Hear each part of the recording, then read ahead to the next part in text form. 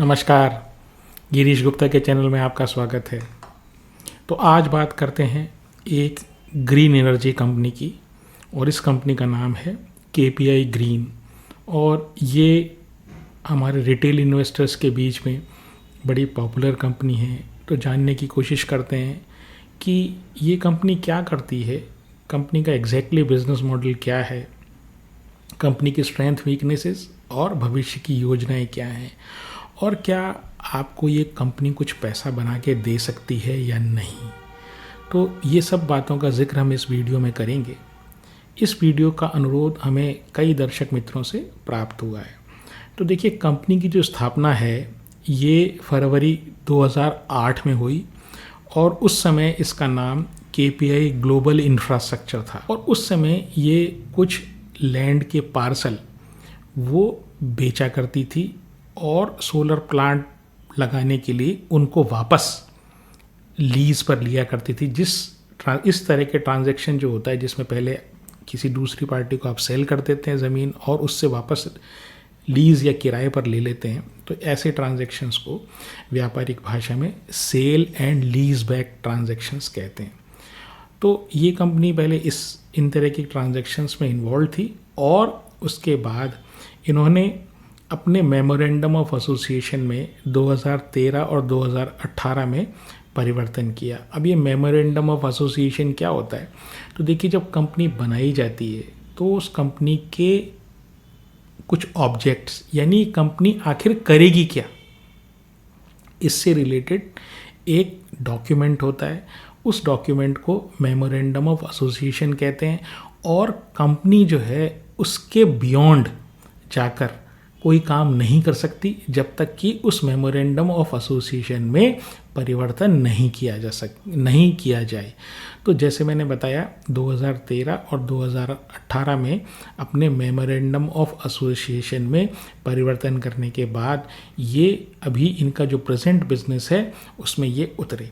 अब इनके प्रमोटर की बात कर लें तो इनके प्रमोटर जो हैं वो फारूक जी पटेल है, जिनकी उम्र लगभग 53 ईयर्स है। और गुजरात बोर्ड से उन्होंने 10वीं और 11वीं करने के बाद ही 1994 से बिज़नेस में कदम रख दिया। और उस समय इन्होंने ये जो बिज़नेस करते थे वो कुछ रेजिडेंशियल बिल्डिंग्स वगैरह, मकान वगैरह बनाया करते थे, और कुछ इनके लॉजिस्टिक्स या ट्रांसपोर्टेशन या जो ट्रकों से रिलेटेड कारोबार होता है, ट्रकों से जो ट्रांसपोर्टेशन होता है, उस तरह के कारोबार में इन्वॉल्व थे। देखिए, 1994 से शुरुआत करके ये आज कंपनी 10,000 करोड़ की बन गई है। और ये तो सिर्फ अकेली कंपनी है, और इस केपी ग्रुप की कई अन्य कंपनियां भी हैं। तो ये जो है गुजरात सूरत बेस्ड कंपनी है, और ये बेसिकली सोलर और हाइब्रिड प्लांट्स लगाने के बिजनेस में है।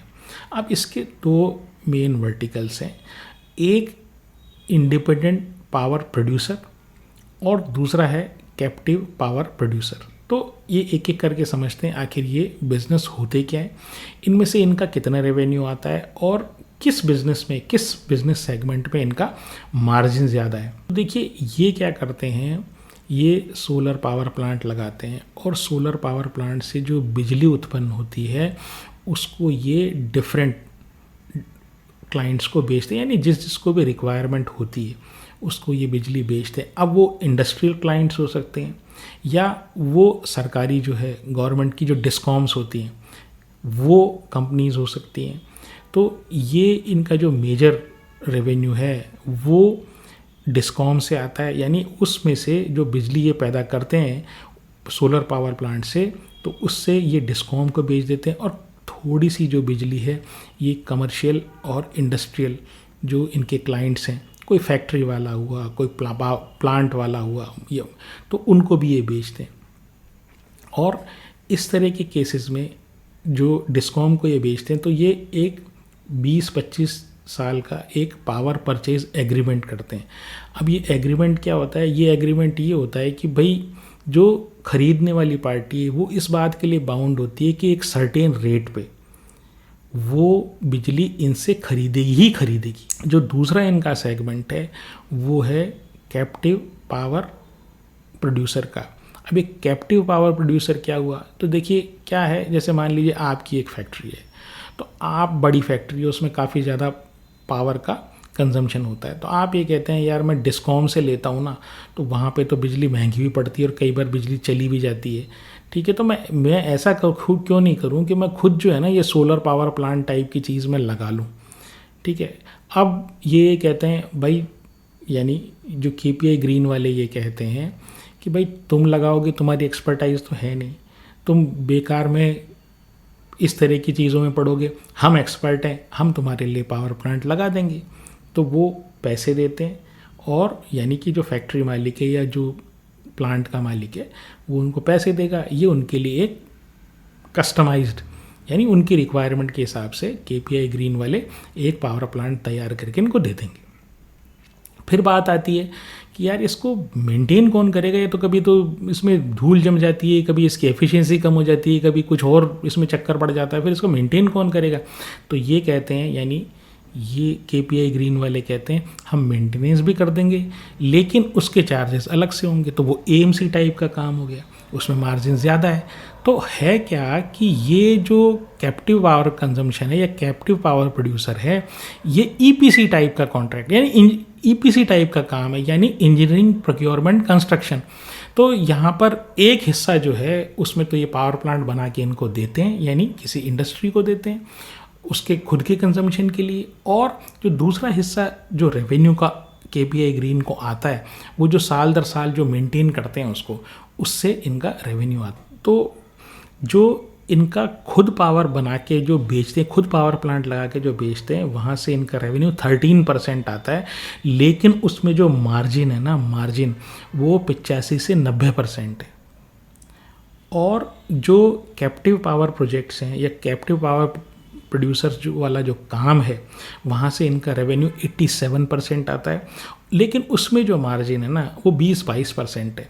तो ये 13% रेवेन्यू जो खुद की पावर बना के और ये EPC टाइप के काम से 87% रेवेन्यू का अगर मैं एवरेज करूं तो ये करीब करीब इनका मार्जिन जो है ना 32-33% बनता है। अब ये कोशिश ये कर रहे हैं कि जो हाई मार्जिन वाला बिजनेस है, यानी कि ये जो खुद के पावर प्लांट लगा के लॉन्ग टर्म कॉन्ट्रैक्ट करके किसी डिस्कॉम या अदर एजेंसीज को बेचना है, तो वो वाले काम में ये ज़्यादा फोकस करें ताकि इनका मार्जिन बढ़े। अब इनकी टोटल कैपेसिटी की बात करें तो 950 मेगावाट जो है इनकी टोटल कैपेसिटी है, उसमें से 503 मेगावाट जो है ये इनकी खुद की है, यानी जहाँ 503 मेगावाट बिजली जो है ये बनाकर बेच सकते हैं, और जो 447 है वो इन्होंने इंस्टॉल की है दूसरे लोगों के लिए, यानी वो कैप्टिव पावर प्रोड्यूसर्स के लिए इन्होंने 447 मेगावाट बिजली का की कैपेसिटी क्रिएट की है। अब आने वाले जो समय है आने वाले 1-2-3 सालों में ये जो है खुद की कैपेसिटी यानी खुद जो बिजली बना के भेजेंगे उसकी कैपेसिटी 1200 मेगावाट और ऐड करेंगे, और जो कैप्टिव पावर प्लांट हैं या कैप्टिव पावर प्रोड्यूसर्स हैं उनके लिए 1760 मेगावाट और एडिशन करेंगे। अब FY25 की बात करें, यानी जो साल मार्च 2025 में ख़त्म हुआ, तो वहाँ पर इनको 2 मेजर ऑर्डर मिले। एक 300 मेगावाट का EPC ऑर्डर मिला कोल इंडिया से, तो उनके लिए 300 मेगावाट का पावर प्लांट लगाएंगे, और एक महाराष्ट्र जैनको यानी महाराष्ट्र की जो पावर जनरेटिंग कंपनी है वहाँ से 100 मेगावाट का EPC ऑर्डर इनको मिला है। अब बात करते हैं इनके कुछ नए इनिशिएटिव्स की। तो मैं पहले आपको एक चीज़ बता दूं कि जो नए इनिशिएटिव्स इनके हैं ये अभी पेपर पर हैं, इसमें कोई ये कैपिटल एक्सपेंडिचर करने नहीं जा रहे हैं, और हर कंपनी के दिमाग में अपने एक्सपेंशन के कुछ प्लान्स होते ही होते हैं। तो ये जो कंसीडर कर रहे हैं तो आप कृपया ये ना समझें कि निकट भविष्य में 1 या 2 साल में इनके कोई ये प्लान्स जो हैं फ्रूटफुल होने वाले हैं। तो इस एंगल को आप ध्यान रख के इनके जो नए इनिशिएटिव्स की जो आइडिया हैं उनको आप सुनिए। तो ये कहते हैं कि हम हाइड्रोजन का एक कैप्टिव पावर प्लांट लगाना चाहते हैं। तो हाइड्रोजन एज अ फ्यूल जो उसके लिए उसका एक पावर प्लांट ये लगाना चाहते हैं और ये कह रहे हैं कि वो बहुत ही छोटा पावर प्लांट होगा और खुद के लिए यानी कैप्टिव पावर कंजम्पशन के लिए काम आएगा, यानी खुद की जो रिक्वायरमेंट है वो उसको पूरा करेगा। उसके बाद इनका इरादा बैटरी एनर्जी स्टोरेज सिस्टम में भी है। तो ये बैटरी एनर्जी स्टोरेज सिस्टम, अगर आप हमारे वीडियोस लगातार देखते आ रहे हैं तो हमने बताया है कि सूरज से जो बिजली पैदा होती है वो तो दिन में ही होती है। अब दिन में मान लीजिए वो आपको रिक्वायरमेंट नहीं है उस बिजली की, वो बिजली उसको क्या करेंगे आप, तो उसको एक बहुत ही बड़ी बड़ी विशाल का है बैटरीज़ का सिस्टम, वहाँ पर उसको स्टोर कर लेते हैं और रात में जब उसकी रिक्वायरमेंट होती है तो उसको वो बैटरीज़ के थ्रू रिलीज़ कर देते हैं ग्रिड में, ताकि लगातार सुचारू बिजली जिस शहर में जानी है वहाँ उन लोगों को मिलती रहे। इसके अलावा ये जो पावर प्लांट बनाते हैं इसमें सोलर तो है ही, इसके साथ ये अटैच कर देते हैं विंड को, जिसको हाइब्रिड पावर प्लांट बोल देते हैं। अब ये हाइब्रिड पावर प्लांट की आवश्यकता क्यों पड़ती है? देखिए, इसकी आवश्यकता इसलिए पड़ती है कि जो सोलर पावर जो है ना, वो अगर बादल हो गए तो वो पैदा नहीं होगी, और अगर रात में है तो वहाँ पर भी पैदा नहीं होगी, और अगर उसकी कोई मेंटेनेंस हो रही है पावर प्लांट की यानी सोलर पावर प्लांट की तो भी नहीं होगी। तो उसके साथ में एक विंड पावर जो है ना, विंड पावर प्लांट और लगा दिए थे, पवन चक्कियाँ खड़ी कर देते हैं। तो भाई हवा जो है वो कभी ना कभी तो चलेगी। अगर सूरज की रोशनी नहीं होगी तो हो सकता है हवा जो है, हवा से बिजली पैदा हो जाए। तो जो सोलर प्लस विंड का जो कॉम्बिनेशन है उसको बेसिकली हाइब्रिड पावर प्लांट बोलते हैं, और इसका उद्देश्य लगातार बिजली पैदा करना है। फिर ये ऑफशोर विंड पावर में भी जा रहे हैं, जो समुद्र में जो है, समुद्र में तेज़ हवाएं चलती हैं, तो इनका इरादा ये है कि समुद्र में हम पवन चक्कियाँ लगा दें और समुद्र में जो पवन चक्कियों से जो ऊर्जा बने वो पोर्ट्स और उसके आसपास का जो एरिया है वहाँ पर वो इस्तेमाल हो सके।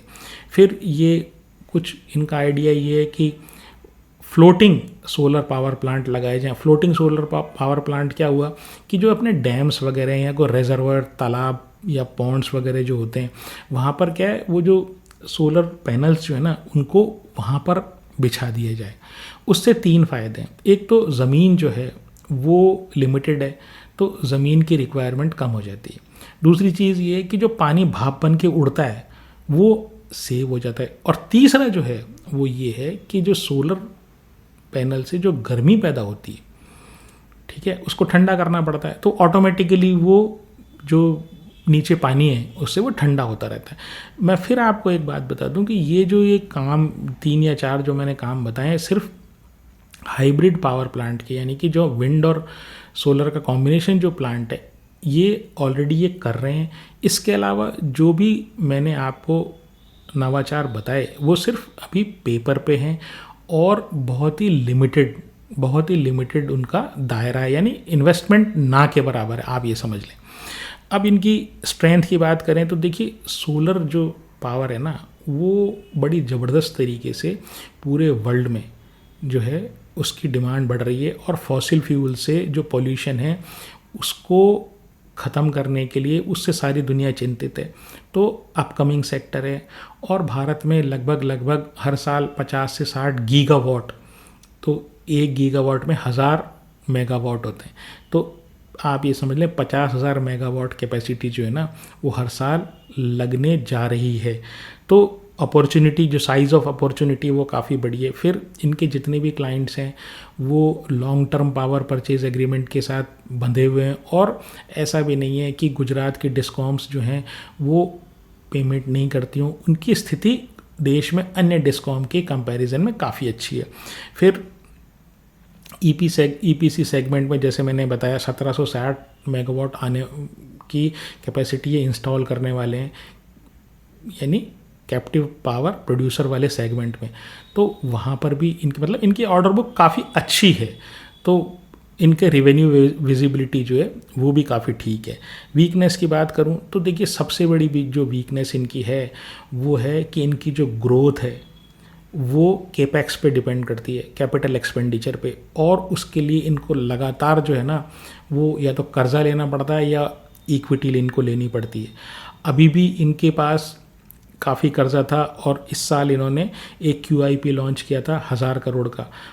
वो इसलिए लॉन्च किया था ताकि इनका कर्जा कम हो जाए। तो ये जो डेट लेड ग्रोथ जिसको बोलते हैं, मतलब कर्जा ले लेके आप जो ग्रोथ करते हैं उसमें एक इनहेरेंट रिस्क होता है। और हाँ, ऐसी काफ़ी सारी कंपनीज पिछले इतिहास अगर हम उठा के देखें स्टॉक मार्केट में, ऐसे काफ़ी सारी कंपनीज है जिन्होंने हाई ग्रोथ की लेकिन डेट को लेके की। और ये जो डेट है ये दुधारी तलवार होता है, डेट कभी सोता नहीं है। पता नहीं कौन सी चीज़, कौन सा, आप सब कुछ सही चल रहा है, पता नहीं आउट ऑफ द ब्लू जिसको बोलते हैं, कौन सा फैक्टर कहाँ निकल के आ जाए और कंपनी को एक तरीके से बड़ी परेशानी में डाल दे।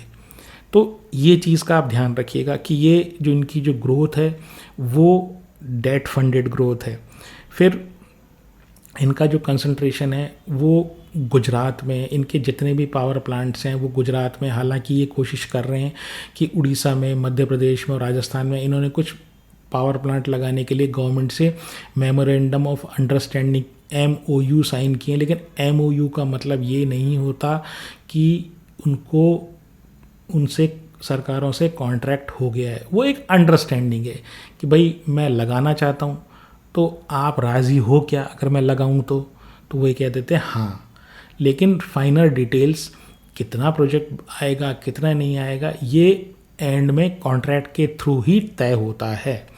इसके बाद इनके जो रेवेन्यू गाइडेंस है वो काफ़ी अच्छी है। तो इनका ये कहना है कि वित्त वर्ष 2026 में यानी आने वाले साल में इनकी जो रेवेन्यू में ग्रोथ है वो 60 से 70% होगी और इनका जो पैट मार्जिन है वो 17 से 19% होगा। तो अगर हिसाब लगाएं इन दोनों आइटम्स को लेके, और ये जो कहते हैं कि हम कर लेंगे और वैसा हो जाए तो इनको लगभग इस साल यानी कि मार्च 2026 में 500 करोड़ का प्रॉफिट होगा। और उसके हिसाब से इनकी जो EPS है वो लगभग 25 होनी चाहिए अगर ये सारी चीज़ें पूरी हो जाती हैं तो, जैसे ये कहते हैं वैसा हो जाए तो। अब इसको एक सर्टेन PE आप दे दें जितना आप देना चाहते हैं, कंपेरेबल PE, और उसको जब इस EPS से, फॉरवर्ड EPS से मल्टीप्लाई करेंगे तो आपको एक इंडिकेटिव रेंज मिलेगी। मैं उस PE को इस EPS से मल्टीप्लाई करके कोई प्राइस टारगेट आपको देना नहीं चाहता, ठीक है, ताकि आप कंफ्यूज ना हो। आप अपनी एक्सरसाइज खुद करें और आप एक रेंज देखें किस रेंज में ये मूव कर सकता है अगर ये सारी शर्तें पूरी हो जाती हैं तो मार्केट कैप जो है वो 10,000 करोड़ का है। ROE अच्छा है, 18.7% है। डेट टू इक्विटी अभी भी ये 1000 करोड़ का QIP करने के बाद भी इनका हर 100 रुपये पे 57 रुपये कर्जा है। और अगर ये केपेक्स करेंगे यानी और आगे ग्रोथ करनी है तो इनके पास कोई और चारा नहीं है, इनको फिर डेट लेना पड़ेगा और उस डेट को कम करने के लिए वापस इनको QIP करना पड़ेगा। तो ये जो है ये इस तरह की कंपनी इसी तरीके से ग्रो करती हैं। PE 31 का है, PE 31 मेरी नज़रों में ज़्यादा है, लेकिन जब मैं दूसरी इस तरह की कंपनीज़ को देखता हूँ तो उनका PE तो और भी हाई है। तो उसके कंपैरिजन में तो ये कंपैरेटिवली बेटर ही है। फिर 3 साल की सेल्स जो है इनकी लगभग 69% बढ़ी है। जो इनका प्रॉफिट है वो लगभग डबल हो गया यानी 99% बढ़ा है लास्ट ईयर। लेकिन जो कैश फ्लो है वो नेगेटिव है और हर 2 या 3 सालों में इनका कैश फ्लो जो है नेगेटिव होता है क्योंकि इनको कुछ पेमेंट नहीं मिलता। तो इस बात पर आप ध्यान रखिएगा। फिर प्रमोटर के पास 49% है और इसमें से 45.5% जो है वो प्लेज्ड है। जब इतना कर्जा आपने ले रखा है तो प्लेज तो आपको करना ही करना पड़ेगा, ठीक है। तो ये बहुत बड़ा रिस्क है।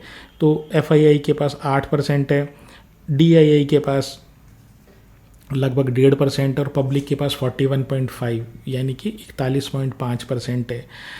और अब ओवरऑल मैं ये देखूं तो देखिए जब तक सब कुछ अच्छा चल रहा है तब तक सब सही है, लेकिन फिर भी मुझे इंटरनल अक्रूवल से यानी मैंने जो पैसा पैदा किया उसी से मैं आगे कोई कैपिटल एक्सपेंडिचर करूं तो वो मुझे ज़्यादा पसंद आता है बजाय एक डेट लेड ग्रोथ के। खरीदने या बेचने के शेयर की मेरी कोई राय नहीं है। अगर आपको मेरा प्रयास पसंद आया हो तो चैनल को सब्सक्राइब करें, वीडियो को लाइक करें और शेयर करें। आज के लिए इतना ही। नमस्कार, धन्यवाद, जय हिंद।